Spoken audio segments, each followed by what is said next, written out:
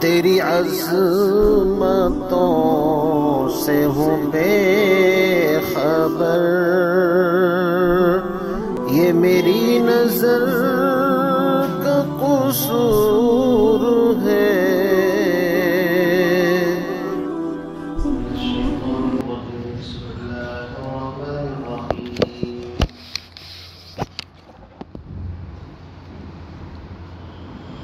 مثلهم كمثل الذي استوقد نارا فلما أضاءت ما حوله ذهب الله بنورهم وتركهم في ظلمات لا يبصرون صم بكم عمي فهم لا يرجعون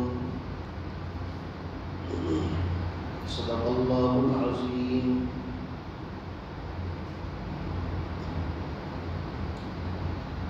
یہ سورۃ البقرہ کی آیت نمبر 16۔ اس سے پہلے منافقین کی کئی قسمیں بیان کی گئی۔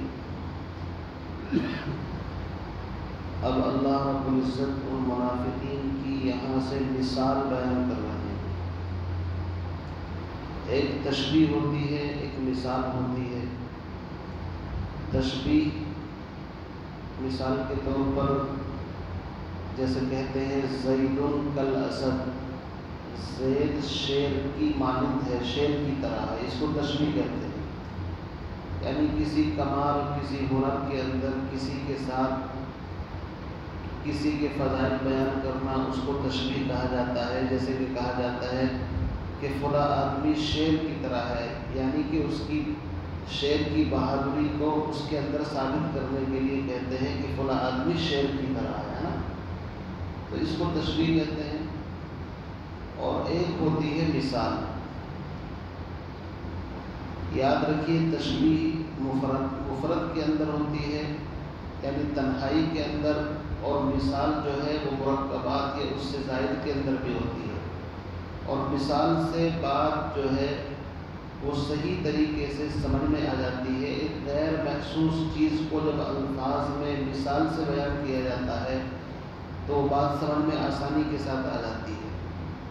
اردو کے اندر بھی بہت سارے لوگ مثال دیتے ہیں، واقعات پیش کرتے ہیں، عربی کے اندر بھی ایسا ہی ہے۔ جیسا کہ مثال کے طور پر قرآن مقدس کے اندر اللہ رب العزت نے ایک جگہ فرمایا مثل الذین اتخذوا من دون اللہ اولیاء کمثل العنکبوت، وہ لوگ جو اللہ کو چھوڑ کر اللہ کے غیر کی پوجا پاٹ کرتے ہیں، ان لوگوں کے بارے میں فرمایا کہ جنہوں نے اللہ کو چھوڑ کر دوسروں کو معبود بنا لیا ہے، ان کی مثال ایسی ہے جیسے مکڑی کا جالا۔ کیا مطلب؟ اب مکڑی کا جالا اتنا پودا کمزور ہوتا ہے کہ ہوا کے معمولی جھونکے کو برداشت نہیں کرتا۔ اس سے مثال دے کر کے اللہ نے یہ سمجھایا کہ اللہ کو چھوڑ کر کے انسان جس کو بھی خدا مان رہا ہے وہ ایسا سمجھو جیسے مکڑی کا جالا، بالکل پودا کمزور، کم سے کم دھاگا ہوتا ہے تو اس کے اندر کچھ طاقت ہوتی ہے، دھاگے کو توڑنے میں بھی تکلیف ہوتی ہے، لیکن جالے کو توڑنے میں کوئی تکلیف نہیں ہوتی۔ تو یہ ایک مثال ہے۔ مثال سے چونکہ بات اچھی طرح واضح ہو جاتی ہے تو قرآن پاک میں بہت ساری مثالیں دی گئی ہیں۔ اب ان کے نفاق کو بیان کرنے کے لیے دو مثالیں اللہ نے یہاں پر دی ہیں۔ ایک مثال ناری آگ کے ساتھ دی ہے، نار اور نور دونوں کا مادہ ایک ہی ہے، روشنی۔ اور دوسری مثال مائی یعنی پانی کے ساتھ دی ہے۔ روشنی آنے پر ظلمتیں دور ہو جاتی ہیں، اور پانی آنے پر انسان کی اور مخلوق کی زندگی کا سامان بن جاتا ہے۔ اللہ نے قرآن میں فرمایا وَجَعَلْنَا مِنَ الْمَاءِ كُلَّ شَيْءٍ حَيٍّ، ہم نے ہر چیز کی زندگی کا دار و مدار پانی کے اوپر رکھا ہے۔ پانی ہے تو لائف زندگی ہے، پانی نہیں تو لائف اور زندگی نہیں ہے۔ تو پہلی مثال اللہ رب العزت نے آیت نمبر 16 میں منافقین کی آگ کے ساتھ دی ہے۔ فرمایا مثلہم، ان منافقین کی مثال ایسی ہے کمثل الذی استوقد نارا، جیسے کہ وہ شخص کہ جس نے آگ روشن کی، آگ جلائی، فلما اضاءت ما حولہ، بس جب اس آگ نے اس کے چاروں طرف کے ماحول کو روشن اور منور کر دیا، چمکدار بنا دیا، اور راستے کی ہر چیز، کہاں گڈھا ہے، کہاں راستہ صحیح ہے، کہاں کانٹے ہیں، کہاں سے چلنا ہے، وہ ساری چیزیں کلیئر اور روشن ہو گئی اس روشنی کے اندر۔ ان سے چلنے کے لیے کہا گیا تو چلنے کو تیار نہیں، بلکہ آنکھیں بند کر لی تو ذہب اللہ بنورہم، اللہ نے اس روشنی کو اچک لیا، ختم کر دیا اور اس روشنی کو بجھا دیا۔ وَتَرَكَهُمْ فِي ظُلُمَاتٍ، اور ان لوگوں کو ظلمتوں میں، ظلمات جمع ہے چونکہ بہت ساری ظلمتیں تھیں، حب جاہ، حب مال، حب دنیا، سرداری کا خوف کہیں یہ نہ چلی جائے، تو روشنی تو ایک ہی ہوتی ہے، ایمان کی روشنی، لا الہ الا اللہ محمد رسول اللہ، لیکن ظلمت اور تاریکی بے انتہا ہوتی ہے، کسی کے دل میں کسی طرح کی ظلمت، کسی کے دل میں کسی طرح کی ظلمت۔ اللہ فرماتے ہیں کہ روشنی کو لے لیا، وَتَرَكَهُمْ فِي ظُلُمَاتٍ، اور ان کو اندھیروں کے اندر بھٹکتے ہوئے چھوڑ دیا، اس حال میں لا یبصرون، کہ وہ کچھ بھی نہیں دیکھ سکتے۔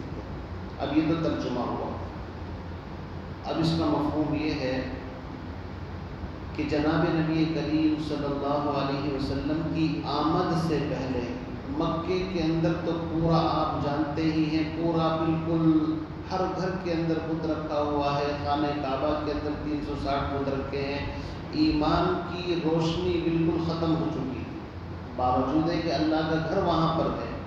طواف کرتے ہیں تو ننگے ہو کر کے طواف کرتے ہیں، عقیدہ دیکھیے ابراہیم علیہ السلام نے خانہ کعبہ کی بنیاد رکھی، اور یہ لوگ مکے کے اپنے آپ کو آل ابراہیم میں سے کہتے تھے، اور ہیں بھی آل ابراہیم میں سے، اسماعیل علیہ السلام کی اولاد میں سے، لیکن کہاں تو وہ نبی کہ جس نے بت پرستی کے خلاف آواز اٹھائی، اور کہاں پھر اسی کی نسل کے اندر چل کر کے بت پرستی کا گڑھ بن گیا۔ اور عجیب بات یہ کہ خانہ کعبہ کا طواف کرتے ہیں تو ننگے ہو کر، یا رات کو اپنا عقیدہ بنا لیا کہ بھائی جن کپڑوں میں ہم اپنے بیوی بچوں سے ملتے ہیں، گناہ کرتے ہیں، یہ کرتے ہیں، وہ کرتے ہیں، اس لباس کو جسم پر پہن کر کے خانہ کعبہ کا طواف کرے، نہ توبہ توبہ، ایسا نہیں ہو سکتا، یہ اپنے آپ انہوں نے عقیدہ کر دیا، تو ننگے ہو کر کے طواف کرتے ہیں۔ اسی طریقے سے قربانی کرتے تھے تو خانہ کعبہ کے پاس آ کر کے جانور کو ذبح کر کے اس کے خون سے خانہ کعبہ کی دیواروں کو پوت دیتے تھے۔ اس طرح کی جہالتیں ان کے اندر آ گئی تھی، یہاں تک کہ اپنی معصوم بچیوں کو زندہ درگور کرنا، اس بات کو سننا بھی پسند نہیں کرتے تھے۔ گھر کے اندر بچی پیدا ہوئی ہے، قرآن کہتا ہے وَإِذَا بُشِّرَ أَحَدُهُم بِالْأُنثىٰ ظَلَّ وَجْهُهُ مُسْوَدًّا وَهُوَ كَظِيمٌ، چہرہ سیاہ ہو جاتا تھا، ماتھے پر شکن پڑ جاتی تھی، اور بچی کو زندہ درگور کرتے تھے۔ الغرض شراب نوشی عام تھی، زنا عام تھا، جس طرح پراپرٹی کی تقسیم ہوتی ہے، سوتیلی ماں سے بھی نکاح کر لیتے تھے کہ یہ بھی باپ کی پراپرٹی، اس کو بھی تقسیم کرو۔ اسی لیے اس زمانے کا نام کیا رکھا گیا؟ زمانہ جاہلیت۔ کیا نام ہے اس زمانے کا؟ یعنی اس زمانے کو شرک کا زمانہ نہیں کہا، کفر کا زمانہ، شراب نوشی کا۔ کیوں؟ ایک بیماری تو تھی نہیں، بیماریوں کا مجموعہ ہے، اس لیے ساری بیماریوں کو اکٹھا کر کے نام دیا زمانہ جاہلیت۔ بت پرستی بھی ہے، شراب نوشی بھی ہے، زنا بھی ہے۔ کون سا گناہ ایسا تھا جو اس زمین پر کیا جا سکتا تھا اور وہاں پر نہ ہوتا؟ تو ایمان کی روشنی بالکل ختم۔ آس پاس میں دور دراز تک عیسائیت جو حضور سے پہلے آخری دین تھا بنی اسرائیل کے اندر، اس کا حال یہ کر دیا تھا کہ تین خدا بنا دیے تھے، مریم بھی خدا، عیسیٰ بھی خدا، جو بھی اس کے اندر بھی گڑبڑ کر دی۔ یہاں تک کہ یہودیت اس کے اندر بھی ایمان کی کوئی رمق باقی نہیں تھی. عیسائیت کا چراغ ہلکا پھلکا ٹمٹما رہا تھا. جیسے کہ ورقہ بن نوفل کے بارے میں آتا ہے، انہوں نے عیسائیت قبول کر لی تھی حق دین سمجھ کر کے. ورقہ بن نوفل جن کے پاس حضور گئے تھے جب وحی آئی تھی نا، حضرت خدیجہ نے بھیجا تھا کہ وہ پڑھے لکھے ہیں، ان سے جا کر کے پوچھو. تو عیسائیت یہودیت وینٹیلیٹر پر گویا کہ سسک رہی تھی، آکسیجن کے سہارے سے جی رہی تھی، کچھ نہیں تھا اس کے اندر. ایسے کھٹاٹوپ ماحول کے اندر اللہ نے کرم فرمایا، آخری نبی محمد الرسول اللہ صلی اللہ علیہ وسلم کو مبعوث فرمایا. آپ نے آ کر کے ایمان کی روشنی میں ان لوگوں کو بت پرستی سے ڈرایا، اللہ کی وحدانیت کی تعلیم دی، حلال حرام کو سمجھایا، یہاں تک کہ ایمان کی روشنی، ایمان کا سورج ان کے اوپر طلوع ہو گئے. تو چاہیے تو یہ تھا کہ اس روشنی کے اندر بھاگ کر کے آتے. خاص طور سے یہود و نصارہ کو تو پہلے سے پتہ تھا، لیکن ان لوگوں نے بجائے ماننے کے اس سورج کی طرف فائدہ اٹھانے کے بجائے آنکھیں بند کر لی کہ نہیں بھائی ہم نہیں مانیں گے، ہم ایکسپٹ نہیں کریں گے. یہاں تک کہ بعض کا حال تو یہ جو قرآن نے بیان فرمایا ان الذین کفروا کے اندر کے بالکل مخالفت پر اتر گئے.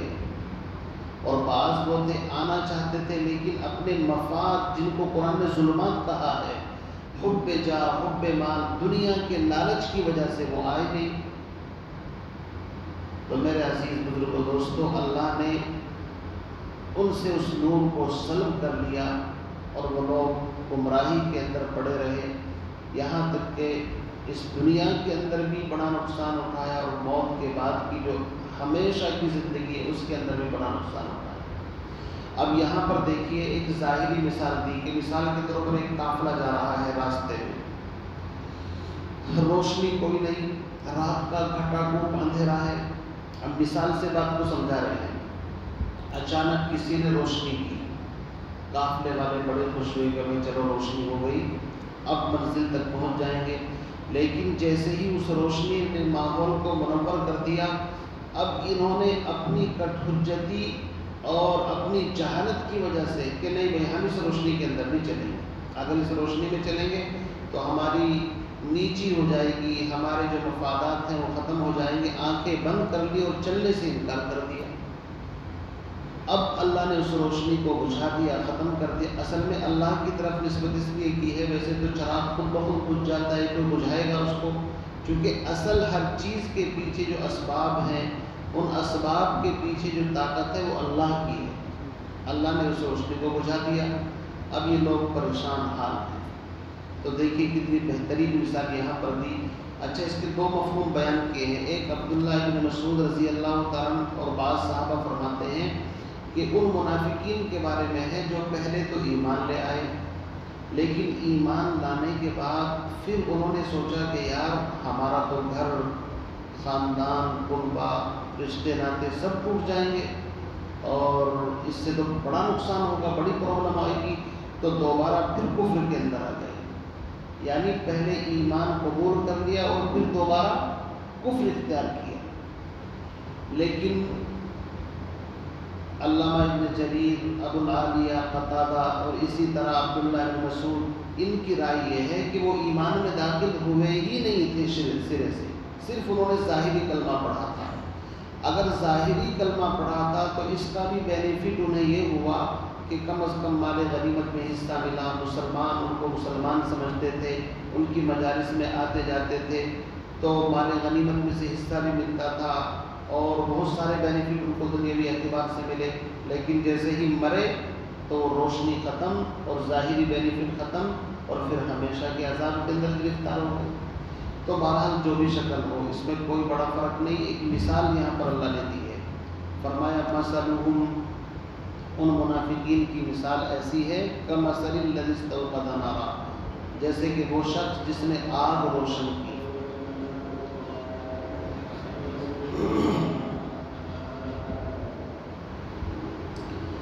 فلما اضاءت ما حولہ، یہاں پر یہ بات سمجھنے کی ہے، ایک ہے نار اور ایک ہے ضیاء، یعنی ایک نور ہے اور ایک ضیاء، دو چیزیں ہیں. نور اس روشنی کو کہتے ہیں جس کا اپنی ذات کے اعتبار سے کوئی وجود ہو، وہ دوسرے کا محتاج نہ ہو، جیسے کہ قرآن میں ہے اللہ نور السماوات والارض، اللہ آسمان اور زمین کا نور ہے۔ اور ضیاء اس روشنی کو کہتے ہیں کہ جو نور سے لی جائے، اور ضیاء کے اندر چمکدار اور تپش اور جلنا، یہ اس کی فطرت ہے ضیاء۔ اسی لیے قرآن کے اندر فرمایا هو الذی جعل الشمس ضیاء والقمر نورا، سورج کو ضیاء کہا ہے اور چاند کو اللہ نے نور کہا ہے۔ دونوں میں فرق کیا ہے؟ سورج کی روشنی چمکدار تپشدار ہوتی ہے نا، اور چاند کی جو روشنی ہوتی ہے وہ بالکل اس سے ہلکی ہوتی ہے اور اس کے اندر کوئی تپش نہیں ہوتی۔ آپ نے دیکھا ہے کبھی 14ویں کا چاند نکلا ہو اور آپ گھر سے باہر نہ نکلیں کہ جناب بہت تپش ہو رہی ہے میں نہیں نکلوں گا، ایسا کبھی نہیں ہوتا، اس لیے کہ جتنا چاند روشن ہوگا اتنی ٹھنڈک ہوگی اس کے اندر۔ اور لیکن اگر سورج کو دیکھا جائے تو جتنا وہ زیادہ دوپہر کے قریب ہوتا ہے اتنا ہی انسان اس سے بچنے کی کوشش کرتا ہے، بڑی تپش ہے اس کے اندر، جلن۔ تو شریعت محمدیہ کو اللہ رب العزت نے نور سے تشبیہ دی ہے، اور شریعت موسویہ کو ضیاء کے ساتھ، یاد رکھیں اس بات کو۔ کیوں؟ اس لیے کہ شریعت موسویہ کے اندر احکام بڑے سخت تھے۔ اللہ نے قرآن میں فرمایا وَلَقَدْ آتَيْنَا مُوسَىٰ وَهَارُونَ الْفُرْقَانَ وَضِيَاءً، ہم نے موسیٰ اور ہارون کو ضیاء یعنی ایسی سورج کی طرح چمکدار روشنی دی تھی۔ اور جہاں حضور کا ذکر آیا تو وہاں پر اللہ رب العزت نے اپنے نبی کے بارے میں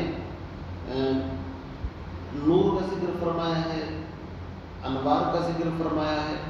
تو یہاں پر فرمایا مثال ان لوگوں کی کمثل الذی استوقد نارا، جیسے کہ کسی نے آگ جلائی، تو یہاں پر آگ کا ذکر ہے۔ فلما اضاءت، بس جب اس آگ نے ماحول کو روشن چمکدار کر دیا، ذهب اللہ بنورہم، اللہ نے ان کی نور کو، یعنی یہاں پر نار نہیں کہا، کیوں؟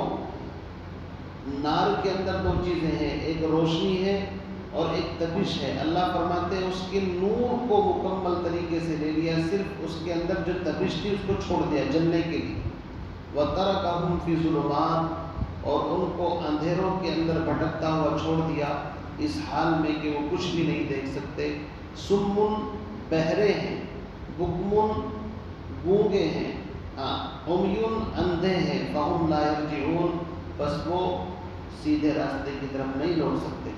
اگر ایک آدمی صرف گونگا ہو لیکن دکھائی دیتا ہو تو آنکھوں سے کم پہنچ سکتا ہے منزل تک، یا چلو اگر گونگا ہے بول نہیں سکتا لیکن بہرا نہ ہو تو سن کر کے انسان منزل تک پہنچ سکتا ہے، لیکن ان کے اندر تو کوئی صلاحیت ہے ہی نہیں، نہ خود دیکھنے کی، نہ کسی سے پوچھنے کی، اور نہ بولنے کی، ساری صلاحیتیں ختم۔ تو فرمایا ان لوگوں کا حال ایسا ہی ہے، اللہ نے ان کو کفر کی وادیوں میں بھٹکنے کے لیے چھوڑ دیا، یہیں پر بھٹکتے رہو، اور انجام یہ ہوگا کہ موت کا فرشتہ آئے گا اور سیدھا اٹھا کر کے جہنم کے اندر پھینک دے گا۔ تو پہلی مثال نار کی اللہ نے یہاں پر بیان فرمائی ہے، اور عربی زبان بڑی بلی ہے۔ سمن اس بہرے کو کہتے ہیں جس کو کچھ بھی نہ بالکل سنائی دے، باقی اگر تھوڑا بہت سنائی دے تو اس کو اخرس کہا جاتا ہے، یعنی عربی زبان میں الفاظ بھی الگ الگ ہیں، اسی لیے یہ بڑی مالدار زبان ہے، اس کے پاس بڑے الفاظ ہیں۔ اللہ رب العزت نے پہلی مثال آگ کے ساتھ دی ہے، اور میں نے نور اور نار اور ضیاء کا فرق بھی آپ کے سامنے بتا دیا کہ اللہ رب العزت نے یہاں پر نور کا ذکر فرمایا کہ ان کی روشنی کو لے لیا، یعنی نار اس کی تپش کو چھوڑ دیا تاکہ اسی کے اندر بھٹکتے رہیں۔ اللہ تعالیٰ سے دعا فرمائے مجھے آپ کو نفاق سے اور ہر طرح کے معاصی سے اللہ تعالیٰ محفوظ فرمائے۔ سبحان اللہ وبحمدہ، سبحانک اللہم وبحمدک، نشہد ان لا الہ الا انت، نستغفرک ونتوب الیک۔